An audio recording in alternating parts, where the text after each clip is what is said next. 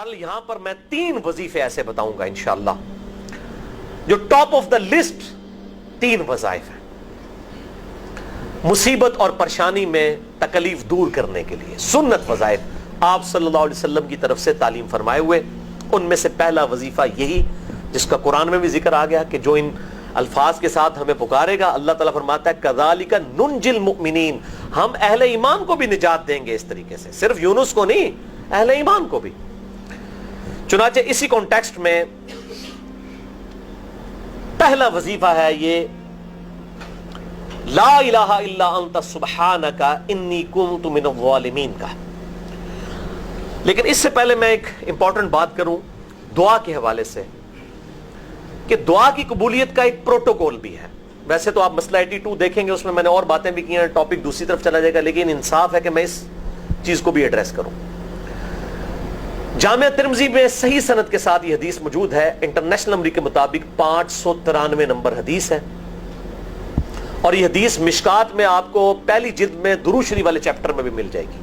اور مشکات کو میں نے ڈکلیئر کیا ہے مشکات از دا انسائکلوپیڈیا آف حدیث، یعنی آپ کو جتنی حدیثیں سکیٹرڈ فارم میں ملیں گی کتب ستہ اور اس سے بھی باہر 13 کتابوں میں، مشکات میں آپ کو مل جائیں گی۔ میں نے اسی لیے مشکات میں پورا لیکچر ریکارڈ کروا دیا ہے، مسئلہ نمبر 111B کے عنوان سے مشکات المصابیح کا مکمل تعارف، وہ ضرور دیکھیں، یعنی مشکات 3 جلدوں میں آپ لے لیں تو انسائکلوپیڈیا آف حدیث آپ کے پاس آ گیا۔ 6294 احادیث ہیں، اور اس میں چونکہ احادیث کی تکرار نہیں ہے تو کتب ستہ اس کے علاوہ بھی 12-13 کتابیں جو ہیں اس میں کور ہیں، اس میں بھی یہ حدیث موجود ہے۔ جامعہ ترمذی میں انٹرنیشنل نمبر کے مطابق 593 نمبر، سیدنا عبداللہ ابن مسعود رضی اللہ تعالیٰ عنہ کہتے ہیں کہ ایک دفعہ میں آپ صلی اللہ علیہ وسلم کی موجودگی میں نماز پڑھ رہا تھا، اور سیدنا ابو بکر اور عمر رضی اللہ تعالی عنہما وعلیہم السلام وہ بھی وہاں پہ موجود تھے۔ میں نماز کے جب یعنی کہ تشہد میں بیٹھا، میں نے اللہ کی حمد کی، التحیات للہ والصلوات والطیبات، اس کے بعد درود پڑھا، اور اس کے بعد میں نے دعا مانگنا شروع کی تو آپ صلی اللہ علیہ وسلم نے ارشاد فرمایا سل تعطا، سل تعطا، مانگ تجھے دیا جائے گا، مانگ تجھے دیا جائے گا، یعنی جو درود شریف اور ذکر کے ذریعے متوجہ ہوتا ہے اللہ تعالیٰ اس کی دعا قبول کرتا ہے۔ اور پھر ابن مسعود ادھر ہی روایت کرتے ہیں، ساتھ ہی جامعہ ترمذی میں دوسری حدیث ہے صحیح سند کے ساتھ کہ ایک شخص آیا، اس نے جو ہے وہ نماز کے دوران حمد و درود کے بغیر ڈائریکٹ اللہ سے مانگنا شروع کر دیا، تو جب وہ فارغ ہوا آپ صلی اللہ علیہ وسلم نے اسے بلا کر کہا کہ سائل تو نے مانگنے میں جلدی کی، تجھے چاہیے کہ جب دعا مانگنے لگے پہلے اللہ کی حمد بیان کر، پھر مجھ پر درود پڑھ، اور پھر اللہ کی طرف متوجہ ہو۔ اور اس حدیث میں آتا ہے کہ ایک اور شخص آیا، یعنی ابن مسعود وہ خود تھے، اور اس نے اللہ کی حمد اور درود کے ذریعے دعا مانگی تو آپ صلی اللہ علیہ وسلم فرمایا سل تعطا، سل تعطا، مانگ تجھے دیا جائے گا، مانگ تجھے دیا جائے گا۔ درود شریف پہ میں الگ سے بھی لیکچر دے چکا ہوں، مسئلہ نمبر 56 کے عنوان سے 2 گھنٹے کی گفتگو ہے۔ درود شریف کے صحیح فضائل اور صحیح احکام و مسائل بڑی ڈیٹیل کے ساتھ ہر اینگل سے درود شریف کے حوالے سے آپ کو وہ سمجھ لیں کہ انسائکلوپیڈیا ہے وہ لیکچر، مسئلہ نمبر 56 اہل سنت پاک.com پہ۔ تو دعا کے لیے حمد اور درود شریف ضروری، اس لیے دیکھیں نماز کی انٹلیکچوئل ترتیب ہے، آپ پہلے دعا کرتے ہیں التحیات للہ والصلوات والطیبات، اللہ کی حمد کرتے ہیں، پھر نبی صلی اللہ علیہ وسلم پر سلام عرض کرتے ہیں السلام علیکہ ایھا النبی، اس کے بعد آپ درود پڑھتے ہیں، اور اینڈ پہ آپ دعا مانگتے ہیں اللہم انی اعوذ بک من عذاب جہنم ومن عذاب القبر ومن فتنة المحیا والممات ومن شر فتنة المسیح الدجال، یا اللہم ربنا آتنا فی الدنیا حسنة وفی الآخرة حسنة وقنا عذاب النار، یا رب اجعلنی مقیم الصلاة ومن ذریتی ربنا وتقبل دعائی ربنا اغفر لی ولوالدی وللمؤمنین یوم یقوم الحساب۔ کوئی بھی دعائیں مانگیں، یہ بھی مانگیں جو میں وظائف بتا رہا ہوں، کیونکہ بخاری اور مسلم کی متفق علیہ حدیث ہے۔ مشکات میں آپ کو تشہد والے چیپٹر میں حدیث مل جائے گی کہ نماز میں تشہد میں درود کے بعد جو چاہو اپنے رب سے مانگو، یعنی عربی میں مانگنا ہوگا، دعائیں مانگیں، دعائیں معصورہ کتاب السنت میں جتنی ہیں وہ مانگیں، اس کے علاوہ بھی مانگ سکتے ہیں اگر الفاظ درست ہوں لیکن عربی زبان میں۔ تو یہ پہلا وظیفہ جامعہ ترمذی میں انٹرنیشنل نمبر کے مطابق 3505، مشکات میں 2292 نمبر یہ حدیث ہے، اور قرآن حکیم میں تو ہم پڑھ چکے ہیں سورۃ الانبیاء آیت نمبر 87 اور 88 میں آپ صلی اللہ علیہ وسلم نے ارشاد فرمایا کہ یونس علیہ السلام نے مچھلی کے پیٹ میں اپنے رب کو ان الفاظ کے ساتھ پکارا تھا لا الہ الا انت سبحانک انی کنت من الظالمین، اور پھر آپ صلی اللہ علیہ وسلم نے فرمایا کہ جو کوئی شخص اپنے کسی بھی معاملے میں کسی بھی پریشانی میں اس دعا کے ذریعے اللہ کی طرف متوجہ ہو اللہ تعالیٰ اس کی دعا کو قبول فرما لیتا ہے. اور قرآن میں بھی آ گیا نا کذالک ننجی المؤمنین. اور کتنا بڑا فتویٰ آیا میرے بھائیوں سورہ الصافات 143 144 فلولا انہ کان من المسبحین. اگر یونس ہمیں ان الفاظ میں ہماری تسبیح نہ کرتا للبث فی بطنہ الی یوم یبعثون, تو مچھلی کے پیٹ میں قیامت تک مچھلی کے پیٹ میں رہتا اگر اس طرح نہ ہمیں پکارتا. اس کی قبر مچھلی کا پیٹ بن جاتی. یعنی یہ اتنا عطاب, اور وہ دور ہو گیا اس دعا سے, بہت بڑے اسماء اعظم میں سے ہے. تو یہ بہترین دعا, بہترین وظیفہ, اسماء اعظم میں سے بہترین چیز, اور سب سے بڑھ کر جو میں نے بات کی کہ بہترین استغفار, اللہ سے توبہ مانگنے کا بہترین ذریعہ. اور کس طریقے سے, اے اللہ تو پاک ہے نا, تجھ سے تو غلطی نہیں ہوگی, میں بندہ ہوں غلطی کروں گا, تو اللہ نے تو معاف کرنا ہے نا, کیونکہ جب بندے نے اپنی عاجزی کا اظہار کر لیا ہے اور اللہ تعالیٰ کو بتایا اللہ یہ تیری کوالٹی ہے, تو غلطی نہیں کرتا, تو میں تو انسان ہوں غلطی کروں گا. تو یہ ہے پہلا وظیفہ. دوسرا وظیفہ وہ بھی جامعہ ترمذی میں انٹرنیشنل نمبر کے مطابق 3524 نمبر حدیث ہے, لیکن ترمذی کا طریق جو ہے وہ ضعیف ہے. یہ میں پہلے بتا دوں, امام ترمذی نے ساتھ لکھا ہے یہ روایت کمزور ہے, لیکن ضروری نہیں ہوتی کہ روایت اگر ترمذی میں کمزور ہے تو کہیں اور وہ روایت صحیح نہیں موجود ہے. اس کی صحیح سند المستدرک للحاکم میں انٹرنیشنل نمبر کے مطابق 1862 نمبر موجود ہے, اور سنن نسائی الکبریٰ میں 10492 نمبر ہے, اور مشکات میں بھی 2454 نمبر حدیث ہے انٹرنیشنل نمبر کے مطابق. تو صحیح سند المستدرک للحاکم اور سنن نسائی الکبریٰ کے اندر موجود ہے. اور وہ وظیفہ ہے انس ابن مالک کہتے ہیں اور سعد ابن ابی وقاص کہتے ہیں رضی اللہ تعالی عنہما وعلیہم السلام کہ آپ صلی اللہ علیہ وسلم کو جب کبھی کوئی تکلیف یا پریشانی پہنچتی تو آپ صلی اللہ علیہ وآلہ وسلم ہمیشہ ان الفاظ میں اپنے رب کو پکارا کرتے ہیں,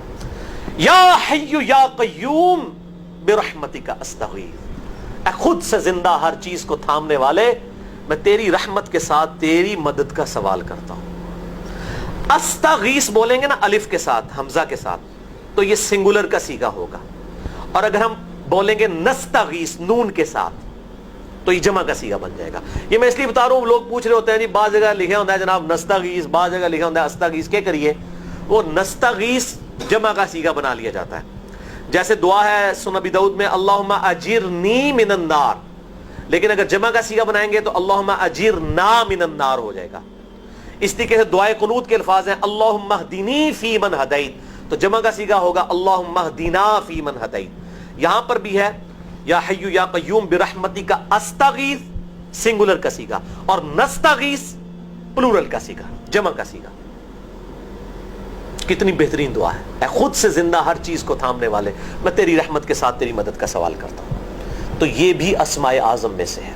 سنن نسائی الکبریٰ کے اندر صحیح سند کے ساتھ 10492 اور المستدرک للحاکم میں 1862 نمبر. بہرحال یہ دوسرا وظیفہ ہو گیا. اب تیسرا وظیفہ جو ہے کمال وظیفہ, صحیح بخاری میں موجود ہے انٹرنیشنل نمبر کے مطابق 4563 نمبر. ابن عباس رضی اللہ تعالی عنہما کہتے ہیں وعلیہم السلام, وہ کہتے ہیں کہ سیدنا ابراہیم علیہ السلام کو جب آگ میں پھینک رہے تھے نا تو ابراہیم علیہ السلام نے اس وقت کہا تھا حسبنا اللہ ونعم الوکیل, ہم نے اللہ ہی پر بھروسہ کیا اور وہی بہتر کارساز ہے. اور تمہارے نبی صلی اللہ علیہ وسلم کو بھی جب مصیبت اور پریشانی آتی تھی وہ بھی پڑھا کرتے تھے حسبنا اللہ ونعم الوکیل, ہم نے اللہ ہی پر بھروسہ کیا اور وہی بہتر کارساز ہے. اس کے اندر وہ شعر جو بنا دیا نا نعم المولا و نعم النصیر, ویسے الگ سے آیت ہے, الگ سے آیت ہے, لیکن یہ شعر نہیں بنانا, بس اتنا ہی وظیفہ ہے حسبنا اللہ و نعم الوکیل. اور یہ جو انہوں نے کہا کہ نبی صلی اللہ علیہ وسلم بھی یہ کہتے تھے, اس کا ذکر الحمدللہ قرآن میں بھی موجود ہے, اس سے بھی بڑھ کر سورہ آل عمران کی 173 نمبر آیت میں ہے کہ جب نبی صلی اللہ علیہ وسلم اور اہل ایمان کو یہ خبر پہنچی کہ کافر ان کے خلاف سازشیں کر رہے ہیں تو نبی اور اہل ایمان نے پکارا حسبنا اللہ و نعم الوکیل. تو حسبنا اللہ و نعم الوکیل قرآن کی آیت بھی ہے, اور یہ ہے وہ آیت, وظیفہ قرآن میں آیا ہوا ہے. یہ آل عمران 173 اور صحیح بخاری 4563. اور مجھے بڑا وجد آیا کہ ابراہیم علیہ السلام کو جب آگ میں پھینکنے لگے تھے, انہوں نے اس وقت اللہ کو ان الفاظ کے ساتھ پکارا, حسبنا اللہ و نعم الوکیل. اچھا, یہ جتنے بھی وظیفے ہیں نا میرے بھائیوں, ان کا فائدہ اسی وقت ہے جب آپ کو ترجمہ بھی ان کا آتا ہوگا, ورنہ آپ روزانہ جتنی مرضی تسبیح کھینچتے رہے کوئی فرق نہیں پڑے گا. اس لیے میرا ایک پرسنل مشورہ ہے کہ جب بھی یہ وظیفے پڑھیں نا آپ, اردو ترجمہ بے شک آتا بھی ہونا, ایک دفعہ اپنی زبان میں اس کو ریپیٹ کریں. یعنی آپ پڑھیں حسبنا اللہ و نعم الوکیل, میں نے اللہ ہی پر بھروسہ کیا اور وہی بہتر کارساز ہے. آپ دیکھیں یہ صوت القرآن چینل میں جب وہ عربی چل رہی ہوتی ہے, جیسے ہی وہ مراج الدین خان کا ترجمہ شروع ہوتا ہے نا, کیسے کب کبھی تاری ہو جاتی ہے, کیونکہ ہماری زبان میں بات ہو رہی ہوتی ہے نا. عربی ہمیں تو نہیں قیام اللیل میں رو رہے ہوتے, ان کی زبان میں بات ہو رہی ہوتی ہے, اپنی زبان کا اثر ہوتا ہے. اسی طریقے سے آپ لا الہ الا انت سبحانک انی کنت من الظالمین, یا حسبنا اللہ و نعم الوکیل, یا حی یا قیوم برحمتک استغیث, جو بھی وظیفے پڑھیں نا, ایک دفعہ ان وظیفوں کو جب آپ الگ سے دعا مانگ رہے ہوں, اس وقت اس کو آپ اپنی زبان میں بھی دہرائیں. اور اس کے لیے کوئی تسبیح نہیں کھینچنے کی ضرورت کہ آپ نے اتنے 100 دفعہ پڑھنا ہے. تسبیح تو ویسے ٹھیک ہے, وہ آپ استعمال کر سکتے ہیں, لیکن آپ چلتے پھرتے اٹھتے بیٹھتے ہر وقت جس حالت میں بھی, اور صحیح مسلم میں حدیث ہے